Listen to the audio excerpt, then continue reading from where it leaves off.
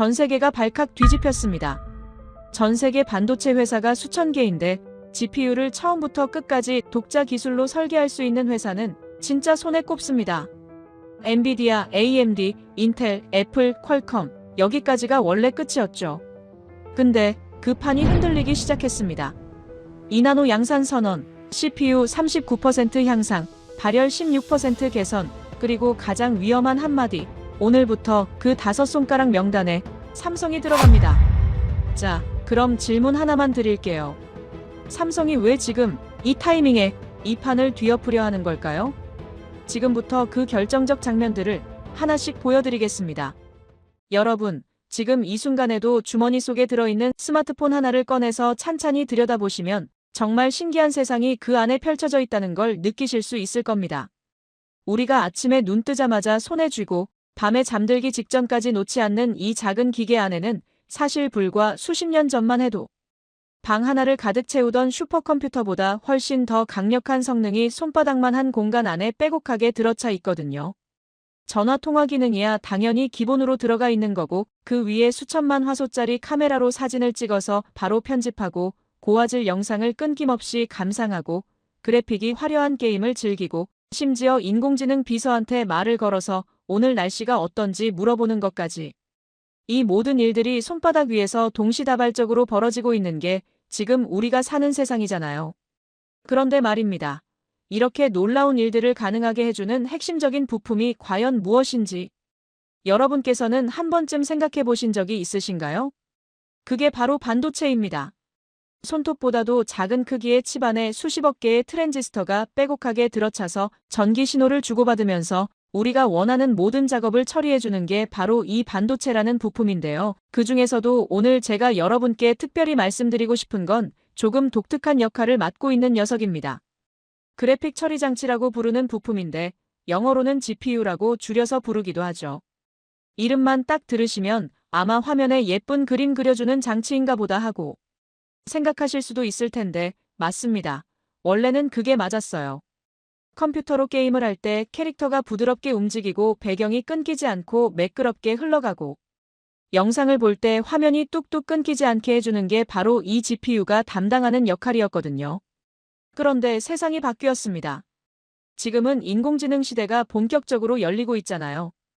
인공지능이 뭔가를 스스로 학습하고 판단하고 결정을 내리려면 상상할 수 없을 만큼 엄청난 양의 계산을 한꺼번에 동시다발적으로 처리해야만 하는데 이런 종류의 작업을 가장 효율적으로 잘 해내는 부품이 바로 이 GPU라는 사실이 밝혀지면서 갑자기 GPU의 중요성이 하늘 높은 줄 모르고 치솟게 된 겁니다. 그래서 지금 이 순간에도 전 세계 내로라 하는 반도체 회사들이 이 GPU라는 부품을 누가 더 잘 만드느냐, 누가 더 빠르고 효율적인 GPU를 개발해내느냐를 놓고 말 그대로 피가 튀기는 전쟁을 벌이고 있는 게 현재 상황인 겁니다. 자, 그러면 여기서 제가 여러분께 한 가지 흥미로운 질문을 던져보고 싶습니다. 전 세계에 반도체 회사가 몇 개나 있는지 아십니까? 수천 개가 넘습니다. 그런데 그 수천 개의 반도체 회사들 가운데서 이 GPU라는 부품을 다른 회사의 도움 없이 오직 자기 기술만으로 처음부터 끝까지 독자적으로 설계해서 만들어낼 수 있는 회사가 과연 몇 개나 될까요? 놀라지 마십시오. 5손가락 안에 꼽히고도 남습니다. 미국에 있는 엔비디아라는 회사가 있고 역시 미국에 있는 AMD라는 회사가 있고 그리고 인텔이 있습니다. 여기에 아이폰 만드는 애플이 자체적으로 GPU를 만들고 있고 스마트폰용 칩을 공급하는 퀄컴이라는 회사가 독자 기술을 가지고 있어요. 이게 전부입니다. 전 세계 수천 개가 넘는 반도체 회사들 중에서 고작 5곳만이 이 기술을 보유하고 있다는 뜻이에요. 그러면 당연히 이런 의문이 드실 수밖에 없죠. 도대체 왜 이렇게 적은 걸까요? GPU를 독자적으로 만든다는 게 그만큼 어마어마하게 어려운 일이기 때문입니다. 이건 그냥 공장에서 부품 찍어내는 수준의 이야기가 결코 아니거든요. GPU를 처음부터 새로 만들려면 일단 설계도의 가장 근본적인 뼈대, 전문 용어로는 아키텍처라고 부르는 것부터 시작해서 완전히 백지 상태에서 새롭게 구상을 해야 하고 그 뼈대 위에 살을 붙여가면서 실제로 작동하는 회로를 설계해야 하고 그 위에서 돌아갈 소프트웨어 프로그램들도 직접 개발해야 하고 이 모든 걸 실제 제품에 집어넣어서 아무런 문제 없이 안정적으로 돌아가게 만드는 데까지 짧게는 5년, 길게는 10년이 넘는 시간이 걸립니다. 게다가 그렇게 오랜 시간과 천문학적인 돈을 쏟아부었다고 해서 반드시 성공한다는 보장도 전혀 없어요. 실패한 회사들이 역사 속에 수두룩하게 널려 있습니다. 그래서 대부분의 반도체 회사들은 어떻게 하느냐? 직접 만들기를 포기하고 남의 기술을 빌려다 쓰는 쪽을 선택합니다. 독자 기술을 가진 회사한테 돈을 주고 설계도를 사오는 거예요. 로열티라고 하죠. 일종의 사용료를 매년 꼬박꼬박 납부하면서 다른 회사가 이미 만들어 놓은 기술 위에서 조금씩 이것저것 바꿔가며 자기 제품에 맞게 수정해서 집어넣는 방식으로 사업을 영위하는 겁니다. 삼성전자도 오랫동안 바로 그런 처지에 놓여 있었습니다. 삼성전자가 직접 만들어서 갤럭시 스마트폰 시리즈에 집어넣는 두뇌 칩이 있는데 엑시노스라는 이름으로 불리는 그 칩을 여러분도 한 번쯤은 들어보셨을 거예요. 이 엑시노스라는 칩 안에는 당연히 GPU가 들어가야 하는데 삼성전자는 그 GPU를 그동안 자기 힘으로 직접 만들지 못했습니다. 미국에 있는 AMD라는 회사한테서 기술을 빌려와야만 했어요. AMD가 설계해놓은 GPU의 설계도를 돈 주고 사와서 그걸 삼성 제품의 특성에 맞게 여기저기 조금씩 수정하고 다듬어서 엑시노스 안에 집어넣는 방식으로 지금까지 계속 해왔던 겁니다. 이게 과연 무슨 문제가 있느냐고 물으실 수도 있겠죠. 문제가 한두 가지가 아닙니다. 일단 첫 번째로 돈이 어마어마하게 많이 들어갑니다. 남의 기술을 빌려 쓰는 대가로 삼성전자가 AMD한테 매년 지불해야 하는 로열티 비용이 수천억 원 단위예요. 그냥 빌려 쓰는 것뿐인데 해마다 수천억 원씩 나가는 거예요. 그 돈이면 다른 데 투자해서 훨씬 더 가치 있는 일을 할 수 있을 텐데 남의 기술 사용료로 그냥 빠져나가는 겁니다. 근데 돈보다 더 심각한 문제가 따로 있었어요. 내가 만드는 제품인데 정작 내 마음대로 만들 수가 없다는 거예요. 삼성전자 입장에서 우리 다음 갤럭시 모델에는 이런 새로운 기능을 넣어보고 싶은데 하고 아이디어가 떠올라도 AMD한테서 빌려온 GPU 설계도가 그 기능을 지원하지 않으면 아무리 좋은 아이디어라도 그냥 포기해야 하는 상황이 벌어지는 겁니다. 반대로 AMD 쪽에서 이번에 우리 GPU에 이런 새로운 기능을 추가했으니까 너희도 따라와 하고 통보하면 삼성전자 입장에서는 그 기능이 당장 필요하든 안 하든 어쩔 수 없이 따라가야만 하는 상황이 생기기도 하고요. 이게 뭐랑 비슷한 상황이냐면 쉽게 말씀드려서 남의 집에 새들어 사는 거랑 똑같은 처지인 겁니다. 매달 월세를 꼬박꼬박 내면서 어쨌든 그 집에서 살긴 살고 있는데 벽지 색깔이 마음에 안 들어서 바꾸고 싶어도 집주인한테 허락을 받아야 하고 가구 배치를 조금 바꾸고 싶어도 집주인 눈치를 봐야 하고 베란다에 화분 하나 놓으려고 해도 계약서에 뭐라고 써 있는지 일일이 확인해 봐야 하는 그런 답답하고 불편한 처지 말이에요. 실리콘밸리에서는 오랫동안 이런 처지에 놓인 회사들을 은근히 깔보고 무시하는 분위기가 있었습니다. 저 회사는 그냥 남이 만들어 놓은 거 가져다가 조립하는 수준이지 진짜 핵심 기술력은 가지고 있지 않아. 이런 식의 냉소적인 시선이 업계에 팽배했던 거예요. 저 역시 솔직하게 고백하자면 마찬가지였습니다. 실리콘밸리에서 25년 넘게 반도체 업계의 온갖 뒷이야기를 다 보고 들으면서 살아온 사람 입장에서 GPU 기술을 독자적으로 보유하고 있는 회사와 남한테 빌려다 쓰는 회사 사이에는 넘을 수 없는 하늘과 땅만큼의 격차가 존재한다는 걸 너무나도 잘 알고 있었거든요.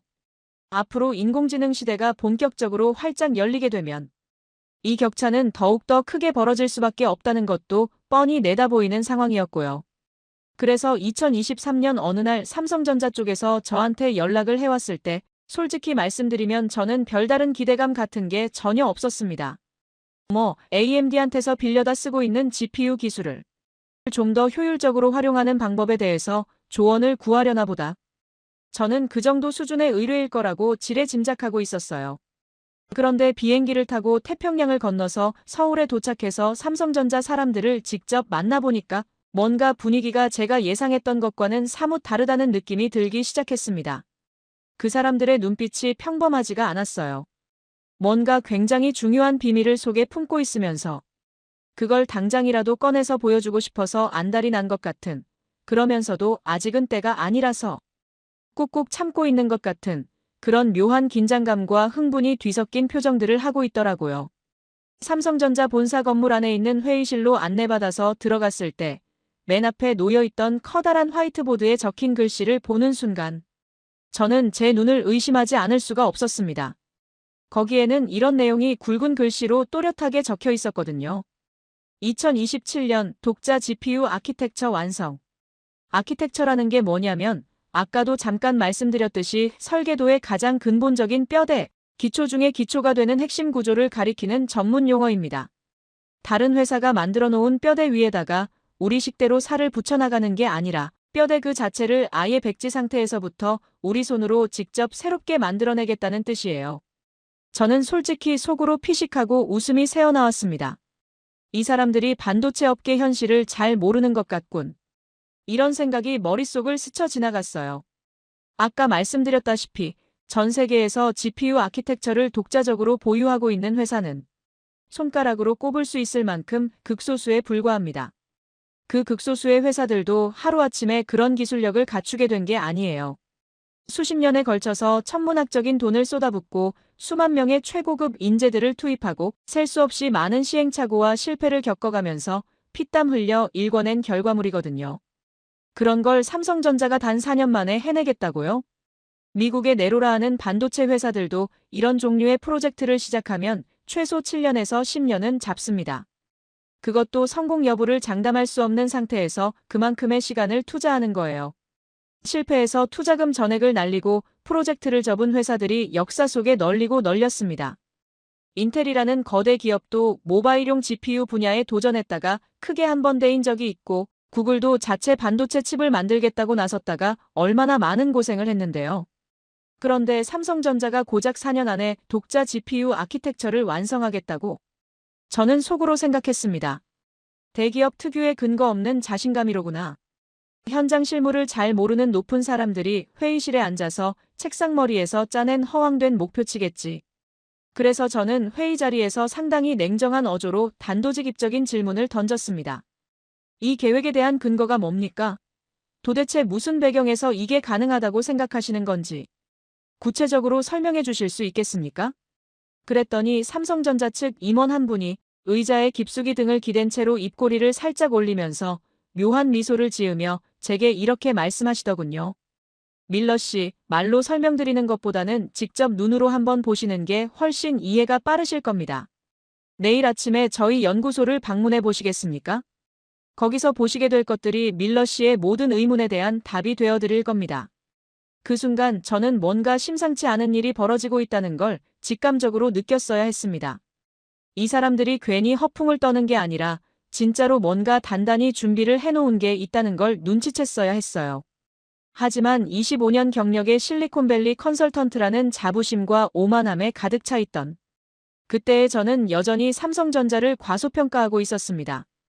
다음 날 이른 아침, 저는 삼성전자 측에서 보내준 검은색 승용차를 타고 그들이 말한 연구소라는 곳으로 향했습니다. 그리고 그곳에서 제가 목격하게 된 것은 제 인생에서 가장 충격적인 장면이었습니다. 다음 날 동이 트기도 전인 이른 새벽 시간에 저는 삼성전자 측에서 배정해준 검은색 고급 승용차의 뒷좌석에 몸을 싣고 어딘지도 모르는 목적지를 향해서 서울 시내를 빠져나가기 시작했습니다. 서울 외곽 방향으로 1시간 남짓 달렸을까요? 차가 속도를 줄이면서 어느 한적한 도로의 입구에서 멈춰 섰는데 거기에는 삼엄한 표정의 경비원들이 지키고 서 있는 검문소가 설치되어 있었습니다. 보안 게이트를 1번, 2번, 무려 3번이나 통과하고 나서야 마침내 도착한 곳은 겉보기에는 평범한 회색 건물이었어요. 하지만 건물 현관문을 열고 안으로 한 발짝 들어서는 순간 완전히 다른 세계가 제 눈앞에 펼쳐졌습니다. 휴대폰과 노트북 심지어 스마트 시계까지 전부 맡기고 지문 인식과 홍채 인식을 거쳐야만 통과할 수 있는 철통 보안이었어요. 연구동 내부로 들어가면서 복도 양쪽으로 수십 개의 연구실이 끝없이 늘어서 있었는데 유리병 너머로 들여다보이는 각 연구실마다 수십 명씩 되는 연구원들이 모니터 앞에서 뭔가에 집중하고 있었습니다. 눈에 띄는 건 각 연구실 입구에 붙어있는 팻말이었어요. 전부 다 GPU와 관련된 부서들이었습니다. 근데 거기서 더 놀라운 게 있었어요. 연구실 안에서 일하고 있는 사람들 중에 금발머리의 서양인들이 제법 많이 보였는데 그 중에는 분명히 본 적 있는 낯익은 얼굴들이 여럿 눈에 들어왔습니다. 저기요, 저쪽 연구실에 앉아있는 저 사람, 혹시 예전에 미국 AMD에서 일하던 사람 아닙니까? 안내하던 직원이 담담하게 대답했습니다. 네, 맞습니다. 저분은 AMD 본사에서 10년 넘게 GPU 설계를 담당하셨던 분이세요. 저기 저쪽에 있는 사람은요? 엔비디아 출신이시고요. 저쪽 분은 인텔에서 오셨고, 저기 회의 중인 팀은 퀄컴 출신들입니다. 저는 그 자리에 멍하니 서서 한동안 아무 말도 할 수가 없었습니다. 실리콘밸리를 대표하는 최고의 반도체 기업들에서 GPU 개발의 핵심을 담당하던 정예 인력들이 이 먼 한국 땅에 모여 있었던 겁니다. 그때 복도 저쪽 끝에서 누군가가 저를 향해 걸어왔어요. AMD에서 GPU 아키텍처를 총괄하던 업계에서 손꼽히는 천재였습니다. 오랜만이네, 데이빗. 놀랐지? 나 여기 온 지 2년 됐어. 뭐라고? 그런 소문 전혀 못 들었는데? 삼성 쪽에서 비밀 유지를 철저하게 했거든. 직접 와서 이 사람들이 준비하고 있는 걸 보고 나니까 생각이 완전히 바뀌더라고. 저를 대형 회의실로 안내했습니다. 화면에 나타난 건 복잡한 회로도였는데 자세히 보니까 제가 알던 GPU 구조와는 확연히 달랐어요. 기존 GPU는 연산장치와 메모리가 물리적으로 떨어져 있어서 데이터가 왔다 갔다 하는데 시간과 전력이 많이 들거든요. 근데 화면의 설계도는 메모리 안에서 직접 연산이 이루어지는 구조였습니다. 이거 설마 메모리 내 연산 구조야? 이건 엔비디아도 못하고 있는 기술인데? 로버트가 의미심장하게 말했습니다. 엔비디아는 이걸 할 수가 없어. 왜냐하면 엔비디아는 메모리를 직접 만들지 않거든. 그 한마디에 저는 머리를 망치로 얻어맞은 것 같았습니다. 맞아요. 엔비디아는 GPU는 세계 최고로 만들지만 메모리는 삼성이나 하이닉스한테서 사와야 해요. 남의 부품이니까 함부로 건드릴 수가 없죠. 근데 삼성전자는 메모리를 직접 만들어요. 그것도 30년 넘게 세계 1위를 지켜온 절대 강자입니다. 삼성전자가 가진 가장 강력한 무기가 뭔지 알아?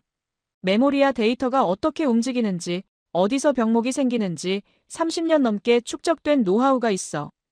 근데 그동안은 GPU를 남한테서 빌려 썼으니까 그 노하우를 제대로 활용을 못했던 거야. 화면이 바뀌면서 성능 비교 그래프가 나타났습니다. 전력 효율이 40% 넘게 개선되면서 연산 속도는 그대로 유지되는 수치를 보고 저는 의자에서 벌떡 일어날 뻔했어요. 이 사람들이 무슨 생각인지 이제야 이해가 됐습니다. 삼성전자는 그냥 GPU 하나 만들려는 게 아니었어요. 메모리와 GPU를 근본적으로 통합해서 완전히 새로운 형태의 반도체를 창조하려는 거였습니다. 근데 문제가 있어. 소프트웨어 생태계야. 로버트가 한숨을 내쉬었습니다. GPU를 아무리 잘 만들어도 게임 엔진이나 그래픽 프로그램들이 지원 안 해주면 소용없거든. 엔비디아가 시장을 잡고 있는 건 하드웨어만 좋아서가 아니야.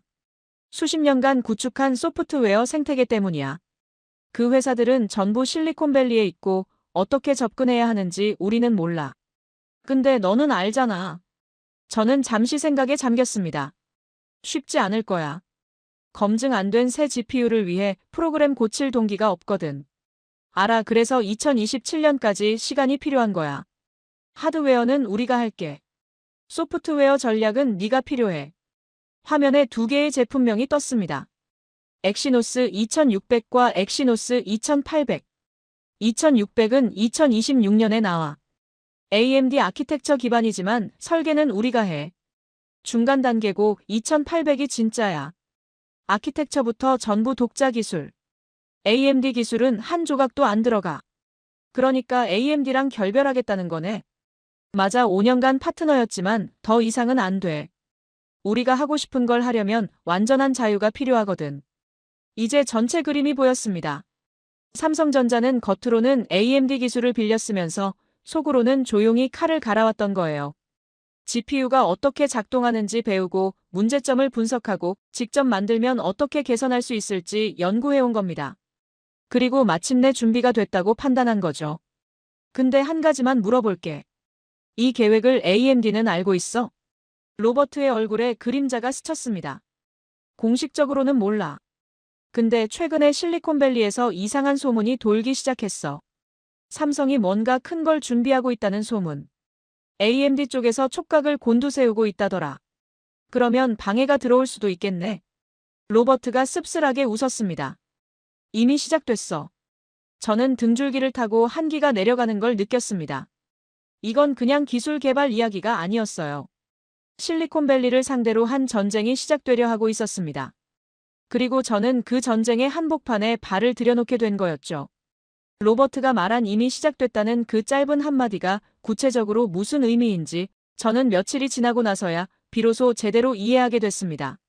삼성전자 연구소에서 며칠간 머물면서 이것저것 내부 자료를 검토하고 개발팀 사람들과 미팅을 하던 어느 날 저녁이었어요. 하루 일과를 마치고 호텔방으로 돌아와서 샤워를 하고 막 잠자리에 들려던 참인데 누군가가 제 방문을 두드리는 소리가 들렸습니다. 이 늦은 시간에 누가 찾아온 걸까 싶어서 의아한 마음으로 문을 열어보니까 문 앞에 낯익은 얼굴 하나가 서 있더군요. 스티브 맥도널드라는 사람인데 미국 AMD 본사에서 아시아 지역 파트너십 업무를 총괄하는 상당히 높은 직급의 임원이에요. 저도 예전에 컨설팅 프로젝트를 진행하면서 몇 차례 만나서 얼굴을 익힌 적이 있는 사람이었습니다. 데이빗, 정말 오랜만이네. 자니가 요즘 한국에 와 있다는 소식을 어디선가 듣게 돼서 마침 나도 출장 일정이 있어서 겸사겸사 들렀어. 스티브가 겉으로는 반가운 척 친근한 미소를 지어 보이면서 말했는데 오랜 세월 이 바닥에서 구른 저한테는 그 웃음 뒤에 숨겨져 있는 날카로운 의도가 훤히 보였습니다. 어떻게 내가 한국에 와 있다는 걸 알았지? 누구한테 들은 거야? 이 바닥이 얼마나 좁은 동네인데. 자네 정도 경력의 유명한 컨설턴트가 갑자기 한국행 비행기를 탔다는 소문은 업계에 순식간에 퍼지더라고. 스티브가 제 허락을 받지도 않고 성큼성큼 방 안으로 들어와서는 소파에 털썩 주저앉으면서 거두절미하고 본론을 꺼내기 시작했습니다. 빙빙 돌려서 말하지 않고 단도직입적으로 물어볼게, 데이빗. 삼성전자가 자네한테 도대체 뭘 제안한 거야? 혹시 그 회사가 비밀리에 추진하고 있다는 독자 GPU 개발 프로젝트에 참여해달라는 요청을 받은 거 아니야? 저는 최대한 표정 관리를 하면서 태연하게 대답했어요. 독자 GPU 개발? 그런 이야기는 처음 듣는데. 난 그냥 일반적인 기술 컨설팅 의뢰를 받고 온 것뿐이야. 별거 아니야. 스티브가 코웃음을 치듯이 피식 웃었습니다. 데이빗, 우리가 하루 이틀 알고 지낸 사이도 아니고 서로 얼마나 오래 이 업계에서 뒹굴어 왔는데. 삼성전자가 뭔가 엄청나게 큰 걸 물밑에서 준비하고 있다는 건 우리 AMD에서도 이미 다 파악하고 있어. 솔직히 말하면 로버트 킴이라는 친구가 2년 전에 갑자기 아무 예고도 없이 사표를 던지고 어디론가 홀연히 사라져버렸을 때부터 우리 쪽에서는 뭔가 낌새가 심상치 않다는 걸 직감하고 있었거든. 저는 아무런 대꾸도 하지 않은 채 그저 스티브의 얼굴을 묵묵히 바라보기만 했습니다. AMD 본사에서 지금 굉장히 불쾌해하고 있어. 우리가 지난 수년간 삼성전자와 파트너십을 유지하면서 우리의 핵심 기술을 아낌없이 공유해줬는데 삼성전자가 그걸 발판 삼아서 이제 와서 독자 노선을 걷겠다고. 이건 명백한 배신 행위야. 배신이라고? 계약서 어디에 삼성전자가 독자 기술을 개발하면 안 된다는 조항이 있었나? 나는 그런 조항 본 적이 없는데. 이건 계약서에 뭐라고 적혀 있느냐의 문제가 아니야, 데이빗. 비즈니스 파트너 사이의 신의와 도리의 문제라고. 아주 솔직하게 말해줄게, 데이빗. AMD는 삼성전자가 추진하고 있는 독자 GPU 개발 프로젝트를 그냥 팔짱 끼고 멀뚱히 지켜보고 있을 생각이 전혀 없어. 우리한테는 그걸 중단시킬 수 있는 방법이 여러 가지가 있거든. 무슨 방법인데?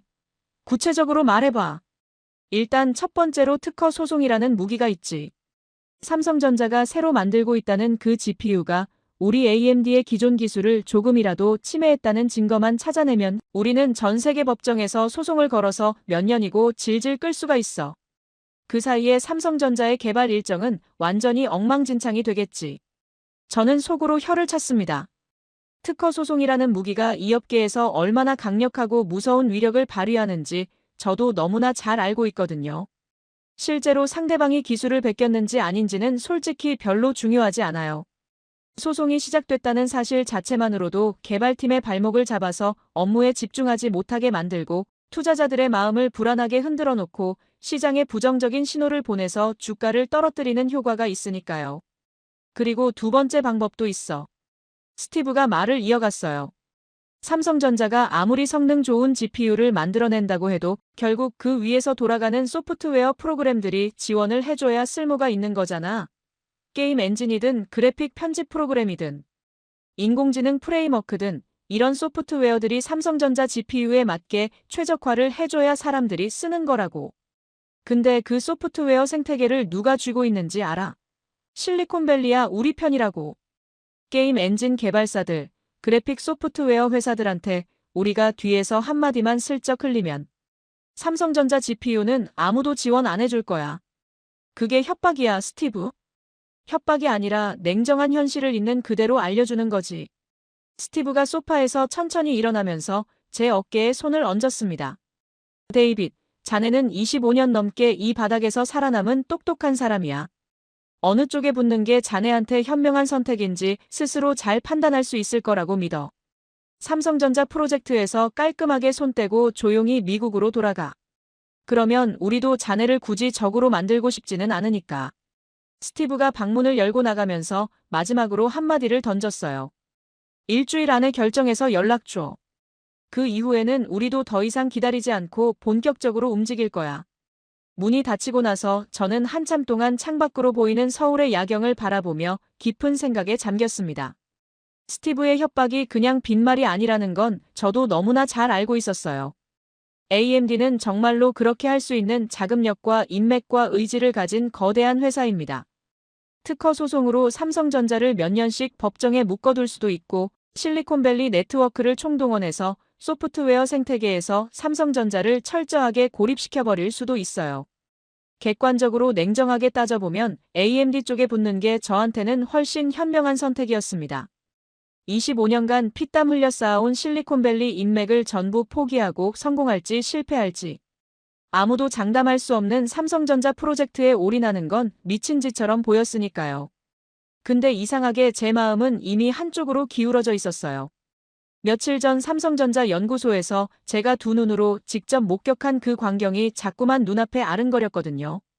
실리콘밸리의 네로라 하는 천재 엔지니어들이 머나먼 한국 땅까지 건너와서 누가 봐도 불가능해 보이는 도전에 자신의 모든 것을 걸고 있는 모습. 30년간 묵묵히 축적해온 세계 최고의 메모리 기술을 바탕으로 아무도 가보지 않은 미지의 길을 개척하려는 삼성전자의 집념과 배짱.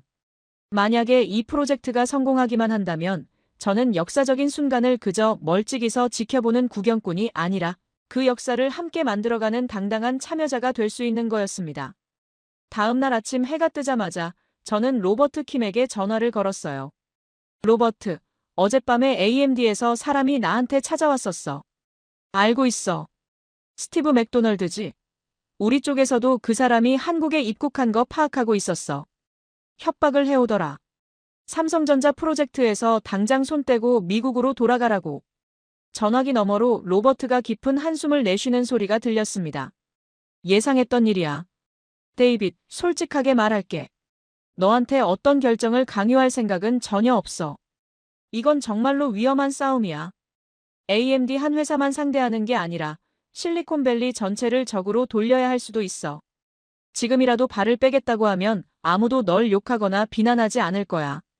저는 잠시 침묵했다가 천천히 입을 열었습니다. 로버트, 한 가지만 솔직하게 대답해줘. 너는 도대체 왜 AMD를 떠나서 임원 한국까지 온 거야? 진짜 속마음이 뭐야? 로버트가 한참 동안 아무 말이 없다가 천천히 대답했어요. 25년간 실리콘밸리에서 일하면서 뼈저리게 느낀 게 하나 있어. 거기서는 아무리 실력이 뛰어나도 결국 정해진 틀 안에서만 움직일 수 있어. 기존 강자들이 만들어 놓은 규칙에 따라서 게임을 해야만 하지. 근데 삼성전자가 보여준 건 완전히 달랐어. 이 사람들은 기존 규칙을 따르는 게 아니라 규칙 자체를 새로 쓰려고 하더라고. 메모리와 GPU를 하나로 통합하는 건 엔비디아도 퀄컴도 애플도 못하는 일이야. 오직 삼성전자만 할 수 있어. 나는 그 역사에 내 이름을 남기고 싶었어. 저는 전화기를 꽉 움켜쥐었습니다. 로버트의 말 한마디 한마디가 제 가슴 깊은 곳을 강하게 건드렸거든요. 알겠어. 로버트, 나도 함께 할게. 제가 공식적으로 삼성전자의 독자 GPU 개발 프로젝트에 합류하기로 최종 결정을 내리고 나서 가장 먼저 착수한 일은 엑시노스 2600의 개발 현황을 꼼꼼하게 점검하는 거였습니다. 엑시노스 2600은 2026년에 세상에 출시될 예정인 칩으로 완전한 독자 기술만으로 만들어지는 건 아니지만 삼성전자가 독자적으로 설계한 GPU가 처음으로 탑재되는 굉장히 중요한 의미를 가진 제품이었거든요. 연구소 건물 중앙에 위치한 대형 회의실에서 열린 기술 브리핑에서 저는 생애 처음으로 엑시노스 2600의 상세한 기술 사양을 직접 접하게 됐는데 솔직하게 말씀드리면 제가 사전에 머릿속으로 예상했던 것보다 훨씬 더 야심차고 대담한 목표를 세워놓고 있어서 적잖이 놀랐습니다. 자, 그러면 가장 핵심적인 부분부터 먼저 말씀드리겠습니다. 브리핑을 진행하던 수석 엔지니어가 벽면 가득 펼쳐진 대형 화면을 손가락으로 가리키면서 설명을 시작했어요. 엑시노스 2600은 전 세계에서 최초로 2나노 공정을 적용해서 양산되는 모바일용 반도체 칩이 될 겁니다. 저는 그 말을 듣는 순간 제 귀를 의심하지 않을 수가 없었습니다. 2나노 공정이라고요?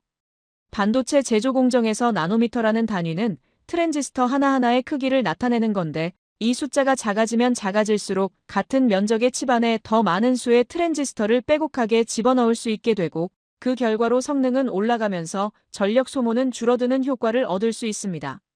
현재 전 세계 반도체 시장에서 가장 앞서 있다고 평가받는 최첨단 공정이 3나노 수준인데 삼성전자가 그보다 한 단계 더 미세한 2나노 공정을 세계 최초로 양산 단계에 올려놓겠다는 건 정말로 엄청나게 대담하고 도전적인 선언이었어요.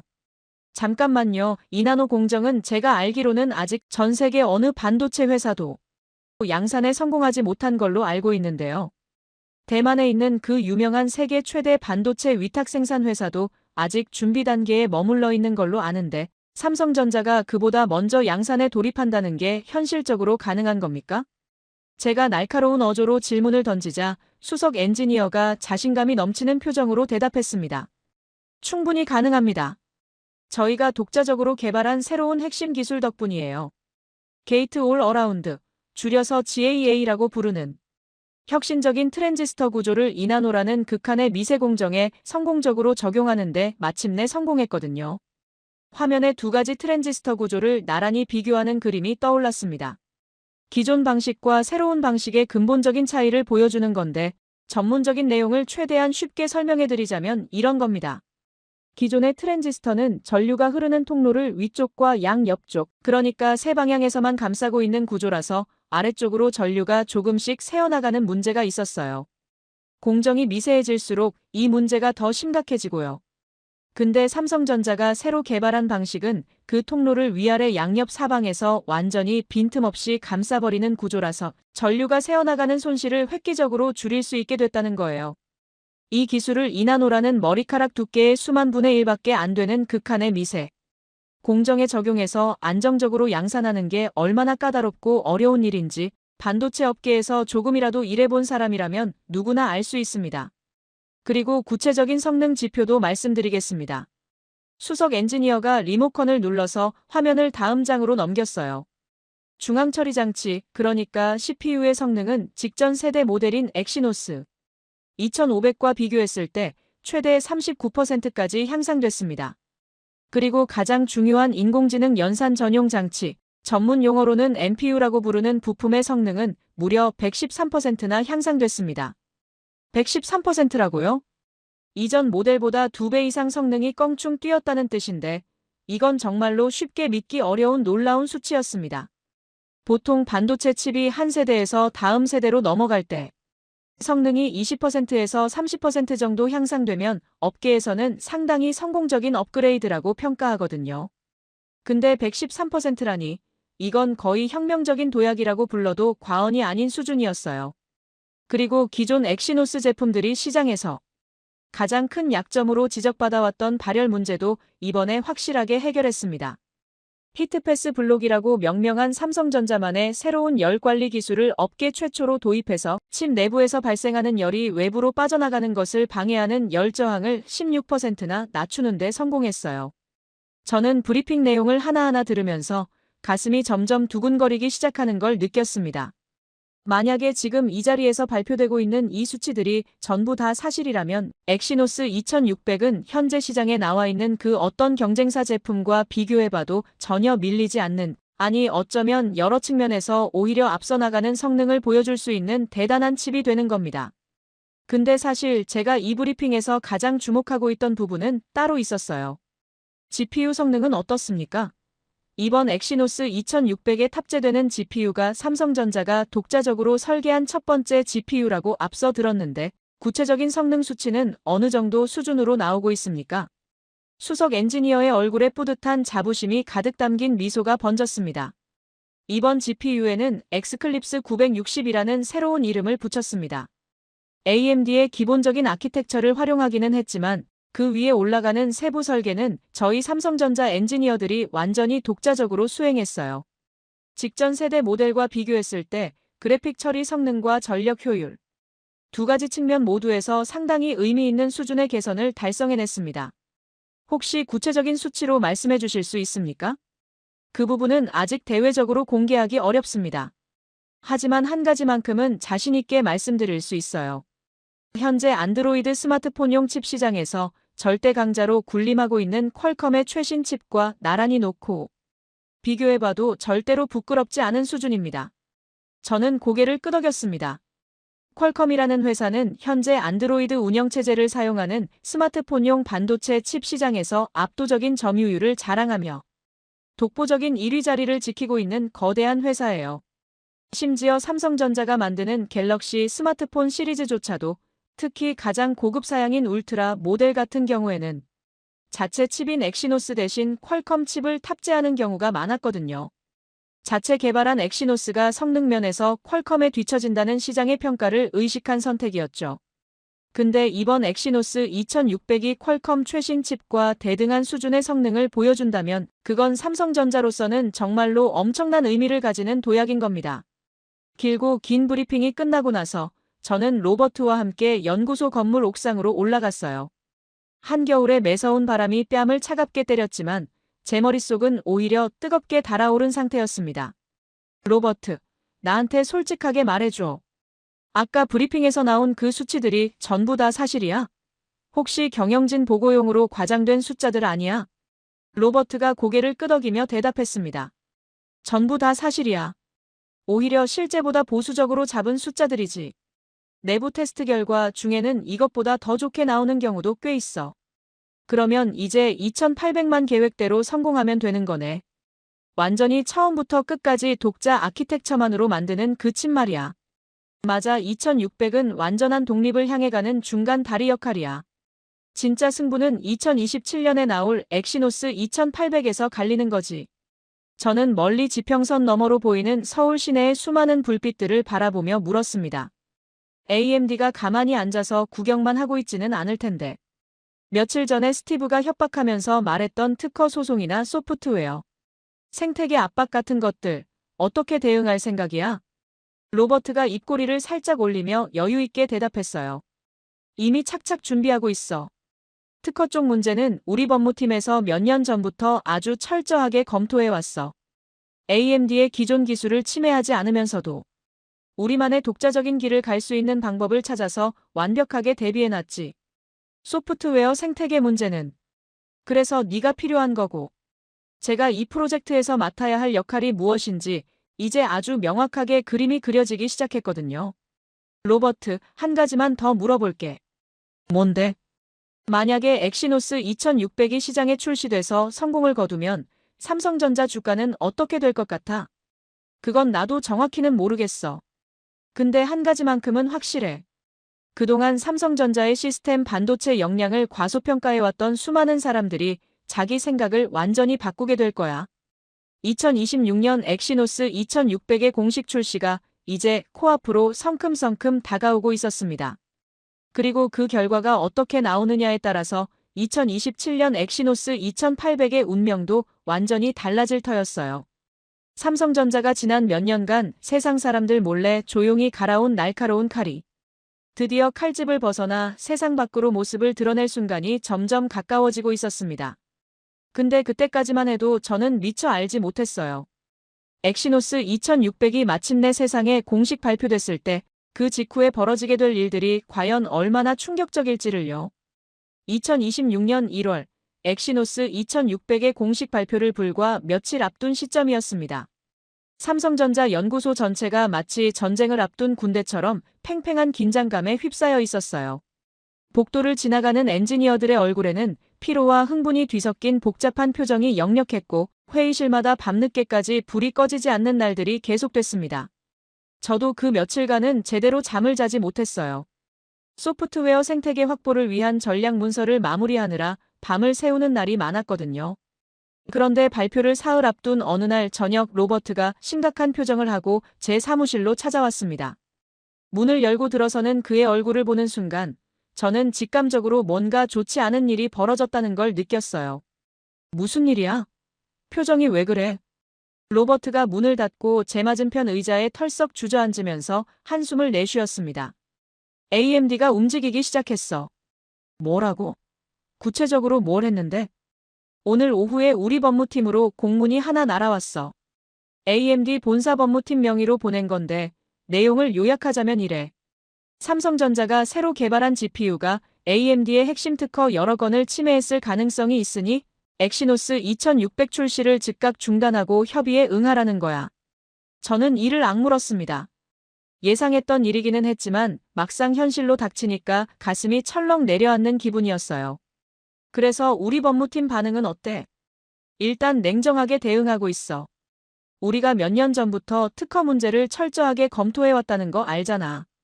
AMD가 주장하는 특허 침해 건들 하나하나 분석해봤는데 우리 쪽에서 반박할 수 있는 근거가 충분하다는 게 법무팀의 판단이야. 그러면 출시 일정에는 문제가 없는 거야? 로버트가 고개를 끄덕였지만 그의 표정은 여전히 어두웠습니다. 일정 자체는 예정대로 진행할 거야. 근데 문제는 그게 아니야. 그러면 뭐가 문제인데? AMD가 공문만 보낸 게 아니야. 오늘 오후에 실리콘밸리 주요 언론사들한테 일제히 보도자료를 뿌렸어. 삼성전자가 AMD 기술을 무단으로 도용해서 GPU를 개발했다는 의혹이 있다는 내용으로. 아직 소송이 제기된 것도 아니고 아무것도 확정된 게 없는데 마치 삼성전자가 기술 도둑질을 한 것처럼 여론몰이를 시작한 거지. 저는 주먹을 불끈 쥐었습니다. 이건 전형적인 실리콘밸리식 더러운 수법이었어요. 법정에서 이기든 지든 상관없이 일단 언론을 통해서 상대방의 이미지를 깎아내리고 시장의 불안감을 조성하는 전략. 실제로 기술을 훔쳤는지 아닌지는 중요하지 않아요. 삼성전자가 뭔가 찜찜한 짓을 했나 보다라는 인식만 심어놓으면 그것만으로도 절반은 성공인 거죠. 언론 반응은 어때? 지금 미국 쪽 기술 매체들이 난리야. 삼성전자 GPU 기술 도용 의혹이라는 제목으로 기사들이 쏟아지고 있어. 물론 아직은 의혹 수준이라서 단정적으로 쓰지는 않지만 이런 기사들이 쏟아지는 것 자체가 우리한테는 큰 타격이야. 저는 잠시 생각에 잠겼습니다. AMD의 의도가 뻔히 읽혔거든요. 그들은 삼성전자의 엑시노스 2600 출시 자체를 막으려는 게 아니었어요. 그건 현실적으로 불가능하다는 걸 그들도 알고 있을 테니까. 그들이 노리는 건 다른 거였습니다. 시장의 기대감을 꺾어놓는 거예요. 삼성전자가 아무리 좋은 제품을 내놓아도 출시 직전에 기술 도용 의혹이라는 꼬리표가 붙어버리면 소비자들과 파트너사들이 선뜻 손을 내밀기가 어려워지거든요. 로버트, 우리도 가만히 당하고만 있을 수는 없어. 반격을 해야 해. 어떻게? AMD가 언론전을 시작했으면 우리도 언론전으로 맞받아쳐야지. 우리가 가진 카드를 전부 다 꺼내서 보여주는 거야. 로버트가 눈을 동그랗게 뜨고 물었습니다. 전부 다라니? 무슨 뜻이야? 엑시노스 2600의 상세 스펙을 예정보다 일찍 전부 공개하는 거야. 2나노 공정 세계 최초 양산, CPU 성능 39% 향상, NPU 성능 113% 향상, 발열 16% 감소. 이 숫자들을 전면에 내세워서 AMD의 공격을 덮어버리는 거지. 사람들이 기술 도용 의혹 같은 뜬소문에 신경 쓸 틈이 없게 만드는 거야. 압도적인 성능 앞에서는 어떤 의혹도 힘을 잃게 되어 있어. 로버트가 잠시 생각에 잠기더니 천천히 고개를 끄덕였습니다. 일리가 있어. 경영진한테 제안해볼게. 다음 날 오전 긴급 경영회의가 소집됐습니다. 회의실 안에는 연구소장을 비롯한 고위 임원들이 전부 모여 있었고 저와 로버트도 배석했어요. 분위기가 무거웠습니다. AMD의 공세로 인해서 내부에서도 출시 일정을 늦춰야 하는 게 아니냐는 의견이 나오고 있었거든요. 상황이 심각합니다. 미국 언론들의 보도로 인해서 이미 일부 파트너사들이 문의를 해오고 있습니다. 삼성전자가 정말로 기술을 도용한 게 맞느냐고. 이런 상황에서 예정대로 출시를 강행하는 게 맞는지 신중하게 검토해봐야 합니다. 마케팅 담당 임원이 우려 섞인 목소리로 발언했어요. 그때 연구소장이 손을 들어 발언권을 요청했습니다. 여기 외부에서 오신 컨설턴트분이 제안한 의견이 있습니다. 한번 들어보시죠. 연구소장의 시선이 제게로 향했습니다. 저는 자리에서 일어나서 준비한 내용을 말하기 시작했어요. 저는 25년간 실리콘밸리에서 이런 종류의 싸움을 수없이 지켜봤습니다. AMD가 지금 펼치고 있는 건 전형적인 공포, 불확실성, 의심 전략입니다. 실제로 법정에서 이길 수 있는지 없는지는 그들도 확신하지 못해요. 그들이 노리는 건 삼성전자가 스스로 움츠러드는 겁니다. 우리가 출시를 늦추거나 방어적인 태세로 전환하는 순간 AMD의 전략은 성공하는 거예요. 회의실 안이 조용해졌습니다. 모든 시선이 제게 집중되어 있었어요. 제 제안은 이렇습니다. 움츠러들지 마시고 오히려 더 당당하게 나가세요. AMD가 의혹을 제기했다고요? 그러면 우리는 의혹 따위는 신경 쓸 가치도 없다는 듯이 압도적인 성능 수치를 전 세계에 공개하는 겁니다. 2나노 공정 세계 최초 양산. 인공지능 연산 성능 113% 향상. 이런 숫자들 앞에서 기술 도용 의혹 같은 건 아무런 힘도 발휘하지 못합니다. 사람들은 승자편에 서고 싶어 하거든요. 삼성전자가 진짜 강하다는 걸 보여주면 의혹 따위는 자연스럽게 잊혀질 겁니다. 긴 침묵이 흘렀습니다. 임원들이 서로 얼굴을 쳐다보며 눈빛을 교환했어요. 마침내 연구소장이 입을 열었습니다. 좋습니다. 그렇게 하죠. 예정대로 출시를 강행하고 오히려 공개 일정을 앞당깁니다. 내일 오전에 긴급 기자회견을 열고 엑시노스 2600의 상세 스펙을 전부 공개합니다. 회의실 안에 긴장된 탄성이 흘렀습니다. 다들 이게 엄청난 도박이라는 걸 알고 있었거든요. 하지만 동시에 이 도박에서 이기면 삼성전자의 위상이 완전히 달라진다는 것도 알고 있었습니다. 회의가 끝나고 나서 로버트가 제게 다가와서 조용히 말했어요. 대단한 배짱이야, 데이빗. 근데 이거 진짜 되는 거 맞아? 저는 솔직하게 대답했습니다.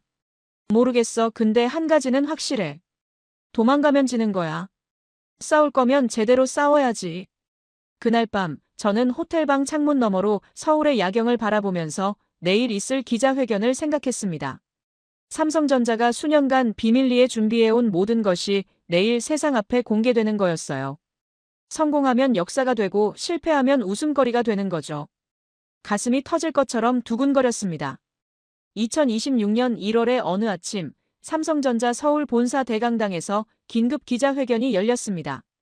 전 세계 주요 언론사들의 기자들이 대강당을 가득 메웠고 온라인으로 생중계되는 화면을 통해서 수백만 명이 실시간으로 이 발표를 지켜보고 있었어요. 저는 무대 뒤편에서 가슴을 졸이며 상황을 지켜보고 있었습니다. 무대 위로 삼성전자 시스템 반도체 부문 사장이 올라가서 마이크 앞에 섰어요. 오늘 저희는 삼성전자 반도체 역사상 가장 중요한 발표를 하려고 합니다. 강당 안이 일순간 조용해졌습니다. 모든 사람들의 시선이 무대 위로 집중됐어요. 먼저 최근 일부 언론에서 제기된 기술 관련 의혹에 대해서 말씀드리겠습니다. 저희 삼성전자는 그 어떤 기업의 기술도 무단으로 사용한 적이 없습니다. 이 점은 명확하게 말씀드립니다. 그리고 오늘 저희가 공개할 내용을 보시면 왜 저희가 그런 의혹에 일일이 대응하지 않았는지 이해하시게 될 겁니다. 화면이 바뀌면서 엑시노스 2600의 이미지가 대형 스크린에 떠올랐습니다. 엑시노스 2600. 세계 최초로 2나노 공정을 적용한 모바일 프로세서입니다. 강당 여기저기서 웅성거리는 소리가 들렸어요. 2나노 공정이라는 단어가 주는 충격이 그만큼 컸던 겁니다. 2나노 공정에 저희가 독자 개발한 게이트올 어라운드 기술을 적용했습니다. 이 기술 덕분에 이전 세대 대비 전력 효율을 획기적으로 개선하면서도 성능은 대폭 향상시킬 수 있었습니다. 화면에 성능 비교 그래프가 나타났어요.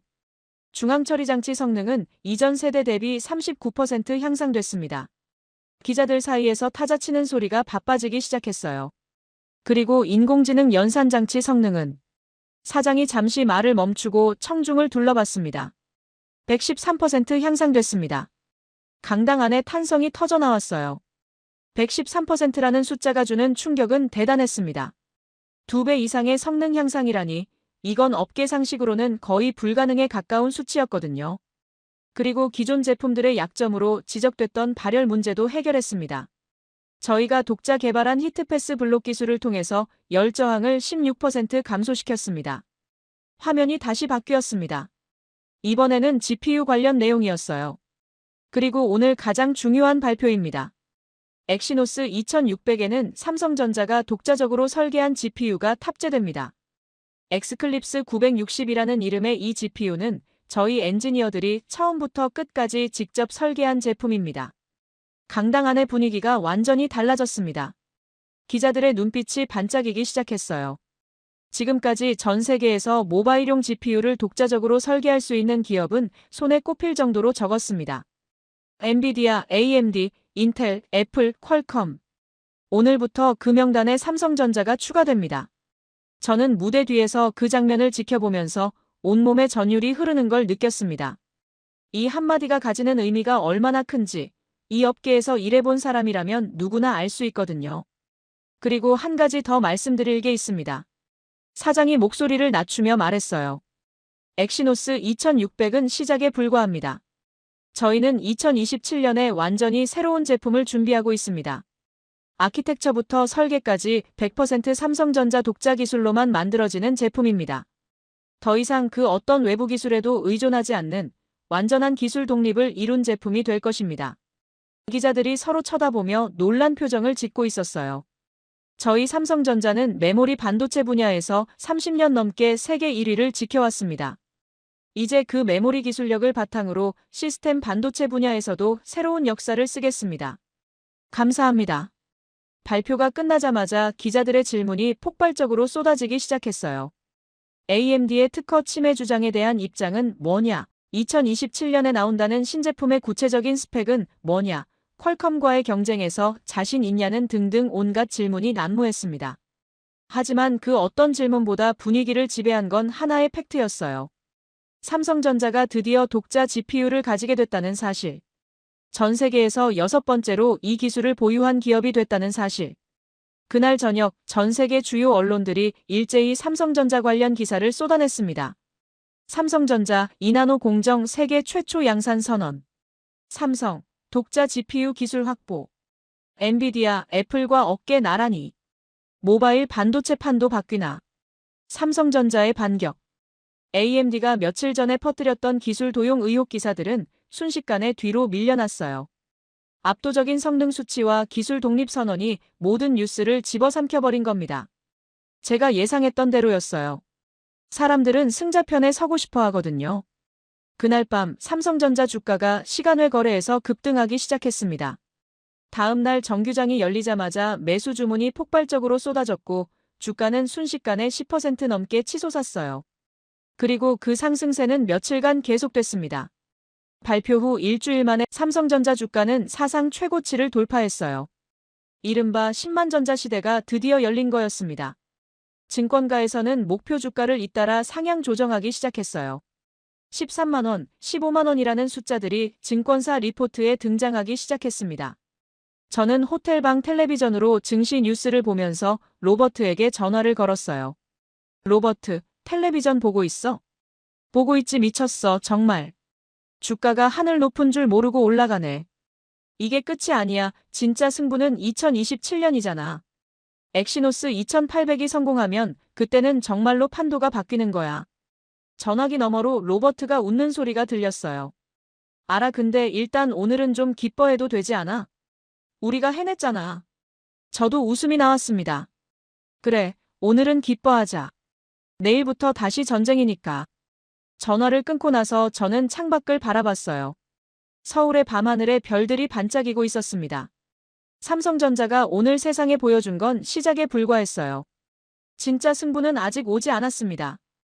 2027년 엑시노스 2800이 세상에 나오는 그날. 그날이 되면 실리콘밸리의 강자들은 더 이상 삼성전자를 무시할 수 없게 될 겁니다. 아니, 무시하는 정도가 아니라 두려워하게 될지도 모릅니다. 메모리 세계 1위 기업이 GPU까지 독자적으로 만들게 되면 어떤 일이 벌어지는지 그들은 곧 뼈저리게 깨닫게 될 테니까요. 근데 그때까지만 해도 저는 몰랐어요. 삼성전자의 성공이 실리콘밸리에 얼마나 큰 충격파를 던질지, 그리고 그 충격파가 어떤 예상치 못한 결과를 가져오게 될지를요. 엑시노스 2600 발표 이후 며칠간 저는 실리콘밸리에 있는 옛 동료들한테서 연락을 수없이 많이 받았습니다. 전화가 오고 문자가 오고 이메일이 쏟아졌어요. 대부분은 비슷한 내용이었습니다. 데이빗, 삼성전자가 정말로 해낸 거야? 저 숫자들이 진짜야? 이나노 공정 세계 최초 양산이라는 게 사실이야? 대만 회사보다 먼저. 독자 GPU라니 도대체 어떻게 한 거야? 저는 그 질문들에 일일이 대답하면서 묘한 감정을 느꼈어요. 불과 몇 달 전까지만 해도 이 사람들은 삼성전자를 그냥 메모리나 잘 만드는 회사 정도로 생각했거든요. 시스템 반도체 분야에서는 퀄컴이나 애플에 한참 뒤처진 이류 업체 정도로 여기는 분위기였어요. 그랬던 사람들이 지금은 삼성전자가 어떻게 이런 걸 해냈는지 궁금해서 안달이 난 거예요. 엑시노스 2600 발표 후 2주쯤 지났을 때 저는 잠시 미국에 다녀올 일이 생겼습니다. 소프트웨어 생태계 확보를 위해서 실리콘밸리의 주요 기업들과 미팅을 잡아야 했거든요. 샌프란시스코 공항에 내려서 렌터카를 몰고 실리콘밸리로 향하는데 라디오에서 흘러나오는 뉴스가 전부 삼성전자 이야기였어요. 삼성전자의 엑시노스 2600 발표가 반도체 업계에 큰 파장을 일으키고 있습니다. 특히 이나노 공정 세계 최초 양산. 성공과 독자 GPU 기술 확보는 기존 강자들에게 상당한 위협이 될 것으로 분석됩니다. 라디오를 들으면서 저는 피식 웃음이 나왔어요. 불과 석 달 전만 해도 삼성전자 기술 도용 의혹이라는 제목의 기사들이 쏟아지던 게 바로 이 나라 언론들이었는데 지금은 완전히 논조가 바뀌어 있었거든요. 첫 번째 미팅은 게임 엔진을 개발하는 한 대형 회사와 잡혀 있었습니다. 이 회사가 만드는 게임 엔진은 전 세계 모바일 게임 시장에서 압도적인 점유율을 차지하고 있어서 이 회사의 지원을 받는 것이 삼성전자 GPU의 성공에 굉장히 중요했어요. 회의실에 들어서니까 상대 측 임원 3명이 이미 자리에 앉아서 기다리고 있었습니다. 그중 한 명은 제가 예전에 알던 얼굴이었어요. 톰 앤더슨이라는 사람인데 이 회사의 기술 파트너십 담당 부사장이었습니다. 데이빗, 오랜만이네. 자니가 삼성전자 쪽에서 일하고 있다는 소문은 들었어. 톰이 악수를 건네면서 말했어요. 예전 같으면 약간 무시하는 듯한 뉘앙스가 담겼을 텐데 오늘은 분위기가 사뭇 달랐습니다. 뭐랄까, 좀 더 조심스럽고 진지한 태도라고 할까요? 그래, 지금 삼성전자의 소프트웨어 생태계 구축 전략을 자문하고 있어. 오늘은 너희 회사와의 협력 가능성을 논의하러 왔지. 제가 단도직입적으로 말하자 톰이 고개를 끄덕였습니다. 솔직하게 말할게, 데이빗. 몇 달 전까지만 해도 우리 회사에서는 삼성전자 GPU에 별로 관심이 없었어. 퀄컴 아드레노나 애플 GPU에 최적화하는 것만으로도 바빴거든. 삼성전자 엑시노스는 시장 점유율도 낮고 성능도 그다지 인상적이지 않았으니까. 예상했던 반응이었어요. 저는 묵묵히 듣고 있었습니다. 근데 엑시노스 2600 발표를 보고 우리 기술팀이 굉장히 흥분했어. 특히 NPU 성능이 113% 향상됐다는 부분. 이건 우리 게임 엔진의 인공지능 기반 그래픽 향상 기능과 궁합이 아주 잘 맞을 수 있거든. 만약 삼성전자 쪽에서 적극적으로 협력할 의향이 있다면 우리도 진지하게 검토해볼 준비가 되어 있어. 저는 속으로 쾌재를 불렀습니다. 이게 바로 제가 노렸던 거였어요. 압도적인 성능 수치가 실리콘밸리 회사들의 태도를 바꿔놓은 겁니다. 며칠 전까지만 해도 쳐다보지도 않던 회사들이 이제는 먼저 협력을 제안하고 있는 거예요. 당연히 적극적으로 협력할 용의가 있어. 사실 오늘 내가 찾아온 이유가 바로 그거야. 저는 가방에서 준비해온 자료를 꺼냈습니다. 여기 삼성전자가 제안하는 협력 방안이 담겨 있어. 기술 지원, 공동 마케팅, 라이선스 조건 완화 등 너희 회사가 관심 가질 만한 내용들이 포함되어 있지.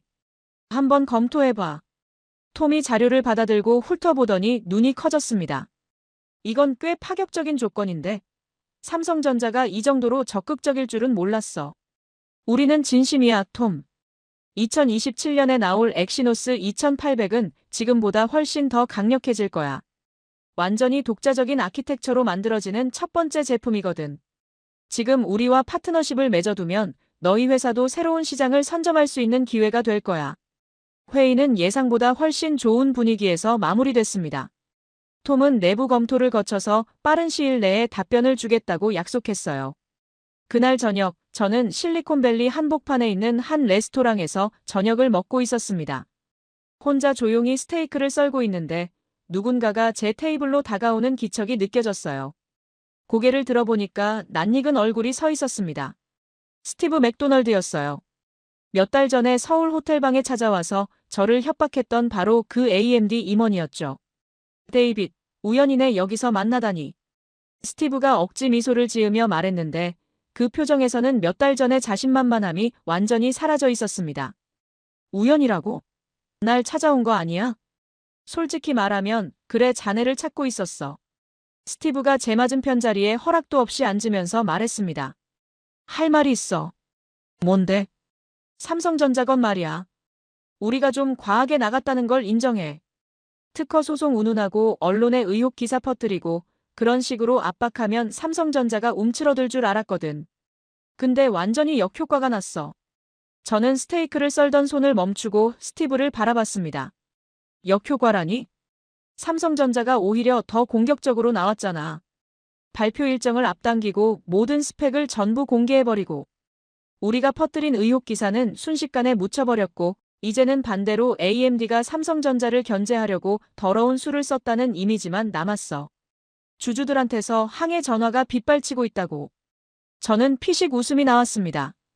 그래서 지금 사과하러 온 거야? 스티브가 난처한 표정을 지었어요. 사과라기보다는 제안을 하나 하러 왔어. 무슨 제안? 삼성전자하고 새로운 파트너십을 논의하고 싶어.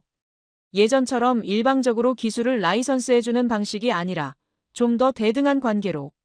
삼성전자가 독자 GPU 기술을 갖게 됐으니까 이제는 우리도 삼성전자를 무시할 수 있는 상황이 아니거든. 저는 잠시 스티브의 얼굴을 뚫어지게 쳐다봤습니다. 불과 몇 달 전에 저를 협박하던 그 오만한 표정은 온데간데 없고 지금은 뭔가를 간절히 원하는 사람의 눈빛이 역력했어요. 상황이 완전히 뒤집힌 거였습니다. 그 제안은 내가 결정할 사안이 아니야.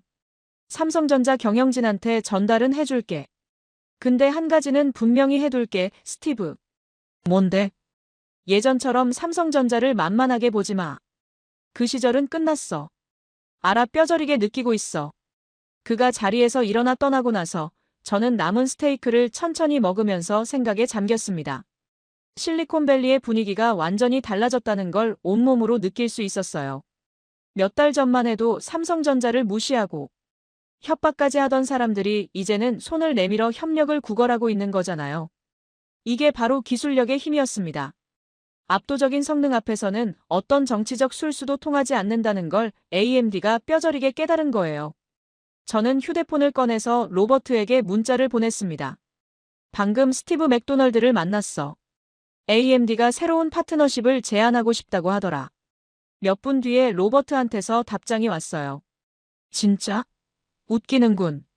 몇 달 전에 우리 협박하던 놈들이. 그러게 세상이 바뀌었어. 아직 안 바뀌었어. 2027년에 진짜로 바뀌는 거야. 저는 그 문자를 보면서 고개를 끄덕였습니다. 로버트 말이 맞았어요. 엑시노스 2600의 성공은 시작에 불과했습니다. 진짜 승부는 2027년 엑시노스 2800이 세상에 나오는 그 순간에 갈리는 거였어요. 그리고 그날이 이제 1년도 채 남지 않았습니다. 엑시노스 2800의 최종 개발이 완료되고 양산 준비가 한창 진행되고 있는 시점이었어요. 삼성전자 연구소의 분위기는 엑시노스 2600 발표 때와는 또 달랐습니다. 그때는 긴장과 불안이 뒤섞인 느낌이었다면 지금은 자신감과 기대감으로 가득 차 있었어요. 드디어 완성됐어, 데이빗. 로버트가 연구소 복도에서 저를 맞이하면서 말했습니다. 그의 눈에는 피로와 함께 깊은 성취감이 서려 있었어요. 엑시노스 2800. 아키텍처부터 설계까지 100% 삼성전자 독자 기술로만 만들어진 첫 번째 칩. AMD 기술은 단 한 줄의 코드도 들어가지 않았어. 저는 로버트의 손을 꽉 잡았습니다. 축하해, 너희가 해냈어. 너희가 아니라 우리가 해낸 거야. 네가 없었으면 소프트웨어 생태계 구축은 불가능했을 거야. 로버트가 저를 대형 회의실로 안내했어요. 벽면 가득 펼쳐진 화면에 엑시노스 2800의 최종 스펙이 표시되어 있었습니다. 저는 그 숫자들을 하나하나 읽어내려가면서 입이 벌어지는 걸 느꼈어요. 엑시노스 2600도 대단했지만 2800은 그것마저 압도하는 수준이었거든요. 인공지능 연산 성능은 2600 대비 또다시 85% 향상됐어. 그리고 가장 중요한 거, 우리가 그동안 연구해왔던 메모리 내 연산 기술이 부분적으로 적용됐어. 덕분에 전력 효율은 2600 대비 35%나 개선됐지. 메모리 내 연산이 실제로 적용된 거야. 그게 정말로 가능했어? 완전한 형태는 아니야. 아직 초기 단계지. 하지만 시작은 했어. 이게 바로 엔비디아도 퀄컴도 애플도 할 수 없는 일이야. 오직 메모리를 직접 만드는 삼성전자만이 갈 수 있는 길이지. 저는 화면을 바라보면서 4년 전 이 연구소를 처음 방문했던 날을 떠올렸습니다. 그때 화이트보드에 적혀있던 2027년 독자 GPU 아키텍처 완성이라는 문구를 보고 코웃음을 쳤던 제 자신이 생각났어요. 불가능하다고 미친 짓이라고 생각했었죠. 그런데 지금 제 눈앞에는 그 불가능이 현실로 이루어져 있었습니다. 로버트, 솔직히 말해줘. 4년 전에 이 프로젝트를 시작할 때 정말로 성공할 거라고 믿었어. 로버트가 잠시 생각하더니 천천히 대답했습니다. 믿었다기보다는 믿고 싶었던 것 같아. 25년간 실리콘밸리에서 일하면서 항상 느꼈던 게 있거든. 기존 강자들이 만들어 놓은 틀 안에서는 절대로 그들을 넘어설 수 없다는 거. 진짜로 판을 바꾸려면 완전히 새로운 길을 가야 해. 삼성전자가 그 길을 가려고 했고 나는 그 여정에 함께하고 싶었던 거야. 저는 고개를 끄덕였습니다.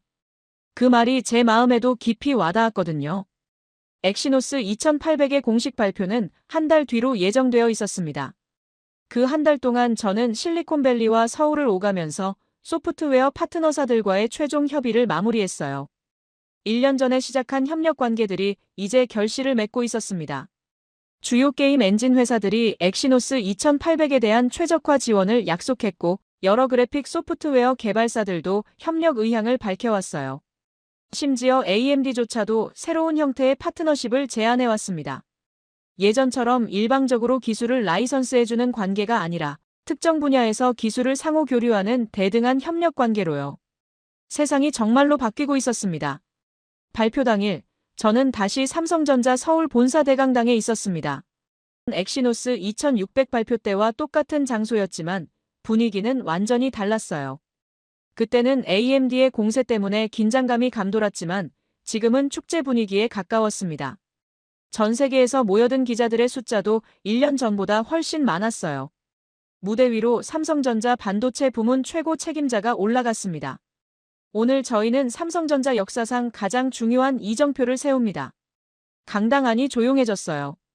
엑시노스 2800. 아키텍처부터 설계까지 100%. 삼성전자 독자 기술로만 만들어진 첫 번째 모바일 프로세서입니다. 오늘부터 삼성전자는 더 이상 그 어떤 외부 기술에도 의존하지 않습니다. 완전한 기술 독립을 선언합니다. 강당 안에서 박수가 터져나왔어요. 그리고 한 가지 더 말씀드릴 게 있습니다.